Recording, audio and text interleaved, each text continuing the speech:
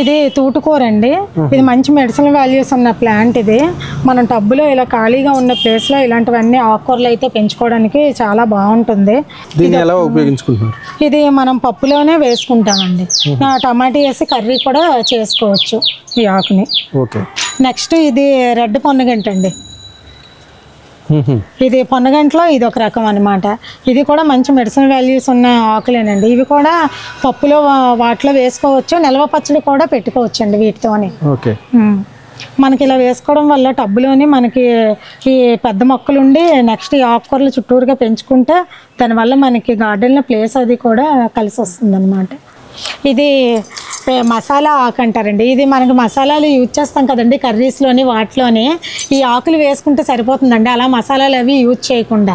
దీనికి మంచి health benefits అయితే ఉన్నాయండి. కర్రీలో ఒక 3-4 ఆకులు అవి వేసుకుంటే చాలా టేస్ట్గా ఉంటుంది కూడా కర్రీ కూడాను. మనం మసాలాలు అయితే బయట నుండి తెచ్చుకొని యూజ్ చేసుకోవాల్సిన అవసరం అయితే ఉండదండి. హెర్బల్ టీస్ లాంటి వాటిలో టీలో కూడా వాడొచ్చండి. టీలోని హాట్ వాటర్లోని వేసి మరగబెట్టుకొని మనం టీలాగా చేసుకొని దాంట్లోని కూడా తాగొచ్చు.